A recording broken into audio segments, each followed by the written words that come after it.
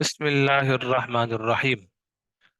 ہم نے صفات کے متعلق پڑھا تھا، اور مزید ہمارا سبق بھی جو ہے وہ صفات کے متعلق ہی جو ہے وہ چل رہا ہے، ٹھیک ہے۔ اور اس کے اندر ہم جو ہے وہ صفات کے متعلق پڑھے تھے، صفات لازمہ۔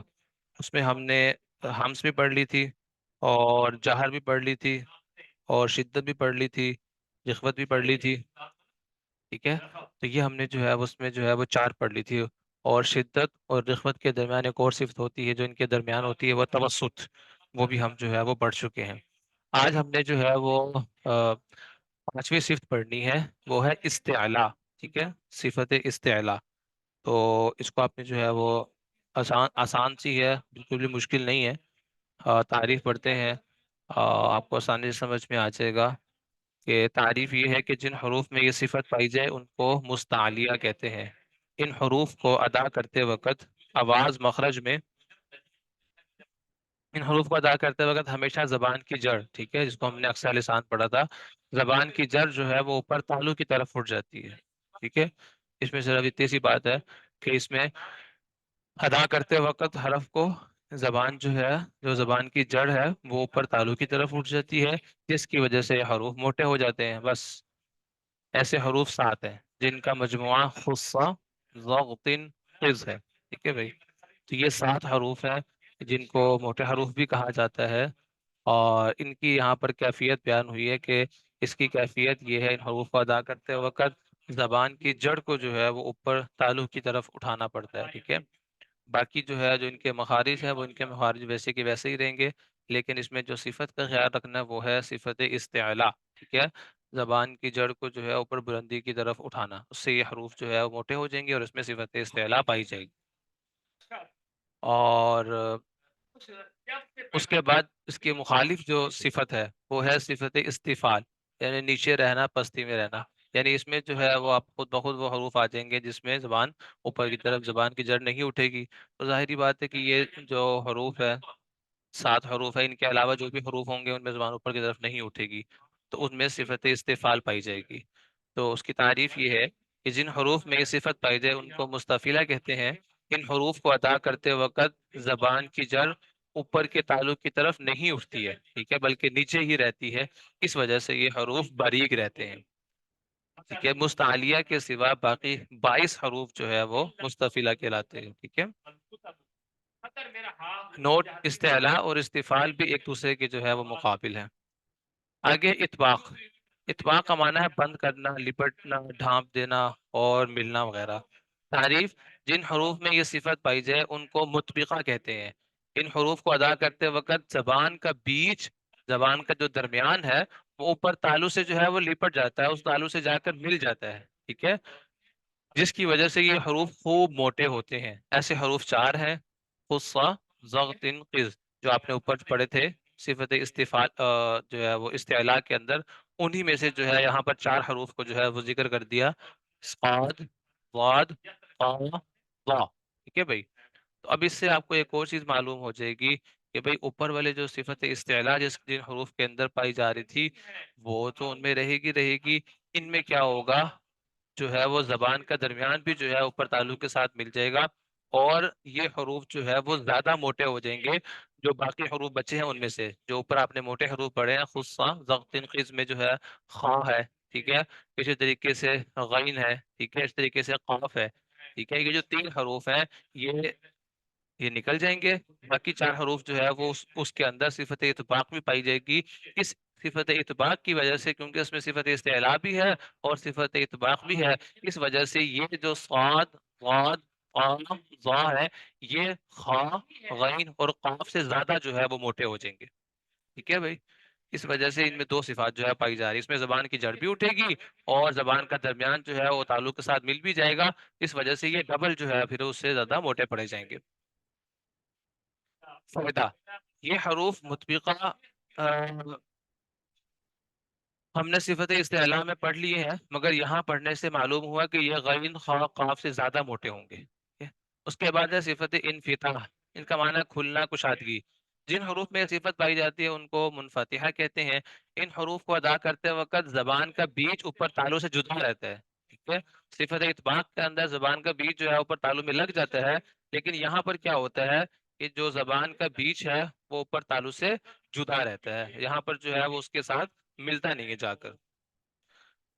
اور ہاں زبان کی جڑ تالو سے لگے یا نہ لگے. ٹھیک ہے بھائی، بتا رہے ہیں کہ بھائی زبان کی جڑ کی ہم بات نہیں کر رہے. زبان کی جڑ اگر سے جو ہے وہ تالو کی طرف اٹھ جائے، ٹھیک ہے، لیکن ہم زبان کے بیچ کے درمیان کر رہے ہیں. زبان کا جو درمیان ہے وہ جو ہے اوپر تالو کے ساتھ جا کر نہیں لگے گا. جیسے بتا رہے ہیں کہ خواہ زبان کی جڑ تالو سے لگے یا نہ لگے. جیسے قاف کے اندر جو ہے وہ لگ جاتی ہے، ٹھیک ہے، تو دیکھیں قاف جو ہے وہ اس کے اندر نہیں ہے، صفت اطباق کے اندر قاف تو ہے نہیں ہے. تو اس کا مطلب یہ ہم نے کہا تھا ان چاروں کے سوا باقی جتنے بھی حروف بچے وہ اس میں آ جائیں گے. ٹھیک ہے، اور قاف جو ہے وہ موٹے حروف میں سے ہے. ٹھیک ہے، اس میں زبان کے جو ہے وہ جڑ تالو کی طرف جو ہے وہ اٹھتی ہے. ٹھیک ہے، تو بتایا کہ وہ بھی جو ہے وہ اس کے اندر شامل رہے گا. کیوں؟ کیونکہ ہم نے جو پڑھا ہے کہ اوپر جو پڑھا وہ اس کا تعلق زبان کے درمیان کے ساتھ ہے. ٹھیک ہے، اسی طریقے سے بتایا کہ تا میں جو ہے وہ زبان کا بیچ جو ہے اوپر تالو میں نہیں لگتا، وہ بھی جو ہے وہ اس میں جو ہے وہ شامل ہو جائے گی. ٹھیک ہے، آگے بتا دیا کہ مطبقہ کے سوا باقی 25 حروف جو ہے وہ منفتحہ میں شامل ہو جاتے ہیں. اچھا جی بھائی، آپ نے یہاں پر جو ہے وہ ایک بات یہاں پر یہ بھی یاد رکھنی ہے، ٹھیک ہے، کہ بعض حروف ایسے بھی ہیں، ٹھیک ہے، جیسے کاف ہو گیا. جب ہم کاف کو جو ہے پڑھتے ہیں تو اس میں زبان کی جڑ کا جو جڑ جو ہے وہ بھی اٹھ جاتی ہے. ٹھیک ہے، اسی طریقے سے جیم اور شین ہے اور یا، یہ آپ نے 3 حروف پڑھے تھے. اس میں ہم نے پڑھا تھا کہ جو زبان کا درمیان ہے بالمقابل اوپر تالو سے جو ہے وہ مل جاتا ہے. ٹھیک ہے، اور ہم نے جو ہے وہ کاف کو جو ہے وہ حروف مستعلیہ میں، ٹھیک ہے، اور اس کے باوجود بھی جو ہے وہ جیم شین یا کو جو ہے وہ ہم نے حروف مستعلیہ کے اندر جو ہے وہ شمار نہیں کیے. ٹھیک ہے بھائی، لیکن جبکہ یہاں بھی تو اٹھ رہی ہے نا، کاف کے اندر بھی جو ہے وہ جر اٹھ رہی ہے. اور اس طریقے سے جو ہے وہ آ، جیم شین اور یا، یہاں پر بھی زبان کا درمیان جو ہے وہ بالمقابل جو ہے اوپر تعلق کو جو ہے وہ جا کر لگ رہا ہے. اس کے باوجود بھی ہم اس کو جو ہے وہ حروف مستعلیہ کے اندر جو ہے وہ شمار نہیں کر رہے ہیں. ایسے ہی ہے نا بھائی، کاف کو ہم نے شمار کیا ہے مستعلیہ کے اندر جبکہ اس میں بھی زبان کی جار اٹھ رہی ہے. نہیں کیا. نہیں کیا، اس میں صفت استعلاء کا ہم نے جو ہے وہ خیال نہیں کیا. اسی طریقے سے اب آ جائیں، جو ہے زبان کے بیچ کا تعلق اتباق کے ساتھ تھا، جیم شین اور یا. اس میں جو ہے وہ یہ جو حروف ہے ان میں زبان کا درمیان بالمقابل تعلق سے لگتا ہے، اور یہاں پر ہم نے ان کو جو ہے وہ ذکر نہیں کیا. تو سوال بنتا ہے کہ نہیں بنتا ہے کہ آپ نے ان کو کیوں جو ہے وہ ان کے اندر جو ہے داخل کیوں نہیں کیا؟ شدت جو شدید جو آ، وہ یہ جو صفت ہے، یہ اس دوسری صفت کے مقابلے میں ضعف رکھتی ہے، اس لیے نہیں نہیں نہیں نہیں. نہیں. اس کا جواب یہ ہے کہ بھائی ہم جو ہے وہ یہاں پر صفات کے بارے میں پڑھ رہے ہیں. ٹھیک ہے، ہم کس کے بارے میں پڑھ رہے ہیں یہاں پر؟ صفات کے متعلق پڑھ رہے ہیں، ہم مخارج کے متعلق نہیں پڑھ رہے ہیں. ٹھیک ہے، ٹھیک ہے. ٹھیک. ان میں جو آپ جو ہم نے پڑھا نا کہ اس میں جو ہے زبان کا جو تعلق کے ساتھ جو ہے وہ مل جاتی ہے، وہ اس مخرج کی وجہ سے ملتی ہے. ٹھیک ہے، صفت کی وجہ سے نہیں مل رہی ہوتی ہے. آگے بات سمجھ میں بات جی سمجھ میں جی آئی؟ اور اسی طریقے سے جو کاف ہے، کاف میں جو ہے وہ زبان کی جو ہے پوری جڑ نہیں اٹھ رہی ہوتی ہے. آپ نے پڑھا تھا نا کاف میں جو ہے وہ زبان کا جو ہے وہ پیچھے والا تھوڑا جڑ کا پیچھے والا حصہ ہوتا ہے اور کاف میں تھوڑا سا آگے والا ہوتا ہے. تو جی. کاف میں جو ہے پوری زبان کی جڑ جو ہے وہ نہیں اٹھ رہی ہوتی ہے، جبکہ ان حروف، یہ جو موٹے حروف ہیں، ان کو ادا کرتے وقت پوری زبان جو ہے وہ زبان کی پوری جڑ جو ہے وہ پوری اٹھ رہی ہوتی ہے. ٹھیک ہے، یہ بھی ان میں جو ہے وہ ایک فرق آ جاتا ہے کہ بھائی اس میں جو ہے بالکل ہلکی سی جو ہے وہ جو ہے وہ کاف کے مخرج میں صرف جو ہے وہ جڑ کا آگے والا حصہ جو ہے صرف وہ اٹھ رہا ہوتا ہے، جبکہ جو ہے وہ جبکہ جو حروف مستعلیہ ہے جب ان کو ادا کرتے ہیں تو اس میں زبان کی جو ہے پوری جڑ جو ہے وہ اٹھ رہی ہوتی ہے. ٹھیک ہے، اسی طریقے سے جو باقی حروف ہے، جیم شین یا، ٹھیک ہے، ان میں بھی جو زبان کا جو بیج والا حصہ ہے وہ پورا کامل جو ہے وہ تالو سے نہیں مل رہا ہوتا. ٹھیک ہے، اچھی طریقے سے جو ہے وہ تالو سے نہیں مل رہا ہوتا، بلکہ بہت تھوڑا سا حصہ ہوتا ہے جو بالکل تالو سے جو ہے وہ مل رہا ہوتا ہے.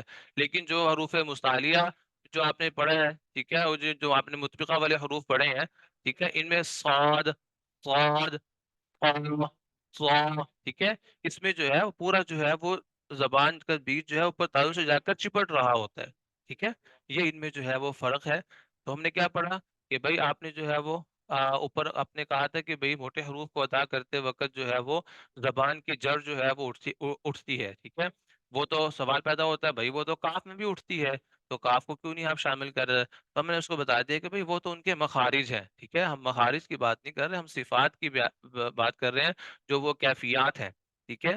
جیسے کیفیات کے اندر جو ہے وہ آواز کا آ جاتا ہے، ٹھیک ہے؟ آواز کا جاری رہنا، آواز کا بند ہونا، سانس کا جاری رہنا، سانس کا بند ہونا، یہ ساری جو ہے وہ صفات ہے، ان کیفیات کو ہم جو ہے وہ صفات کا نام دیتے ہیں، جبکہ وہ مخرج ہے۔ اور دوسری بات یہ بھی ہے کہ بھئی ہم زبان کی جڑ کی جو بات کر رہے ہیں، موٹے حروف کے اندر مکمل زبان کی جڑ جو ہے وہ اٹھتی ہے، جبکہ جب کاف کو آپ ادا کرتے وقت مکمل زبان کی جڑ نہیں اٹھتی، بلکہ زبان کی جڑ کا صرف آگے والا حصہ، کچھ حصہ جو ہے وہ اٹھ رہا ہوتا ہے، ٹھیک ہے؟ اسی طریقے سے جو ہے پھر آگے جو ہے ایک اور سوال ہوتا ہے کہ بھئی جیم، شین اور یا، آپ نے کہا کہ اطباق میں جو ہے وہ زبان کا درمیان اوپر تالو سے لپٹ جاتا ہے، تو جس میں آپ نے کہا صاد، ضاد، طا اور ظا، جس میں آپ نے شامل کیا، لیکن ہم جیم، شین اور یا، اس میں بھی تو زبان کے درمیان اوپر تالو سے جا کر لگتا ہے، تو ہم نے بتا دیا کہ اس کے بھائی وہی سیم جواب ہے کہ بھئی ہم جو ہے وہ مخارج کی بات نہیں کر رہے، ہم صفات کی بات کر رہے ہیں، پہلی بات۔ دوسری بات یہ ہے کہ جو جیم، شین اور یا ہے، اس میں جو ہے بالکل جو ہے وہ پوری زبان کا بیچ جو ہے اوپر تالو سے جا کر نہیں لگ جاتا، بلکہ کچھ حصہ جو ہے وہ جا کر جو ہے وہ لگ رہا ہوتا ہے، مکمل حصہ جو ہے وہ نہیں لگ رہا ہوتا، ٹھیک ہے؟ جبکہ جو صفت اطباق جو ہے، اس کے اندر زبان کا درمیان جو ہے وہ بالکل جا کر جو ہے وہ تالو کے ساتھ لپٹ جاتا ہے، ٹھیک ہے؟ تو یہ ان میں جو ہے وہ فرق ہے۔ اے ایک بات یہ سمجھنی تھی، اور دوسری بات، دوسری بات یہ بھی سمجھ لیجیے گا، یہ جو موٹے حروف ہیں، تو موٹے حروف کی جو ہے وہ آپ یوں سمجھ لیجیے کہ بھئی 2 قسمیں بن گئی، ٹھیک ہے؟ 2 قسمیں بن گئی موٹے حروف کی، پہلی قسم تو وہ ہوگی، ایک کم موٹا، ایک زیادہ موٹا ہے۔ جی، ایک زیادہ موٹا ہو جائیں گے، ایک تھوڑا کم موٹا ہو جائیں گے۔ جو کم موٹے ہوں گے، ان میں جو ہے وہ جو ہے خا اور غین اور قاف یہ شامل ہو جائیں گے، ٹھیک ہے؟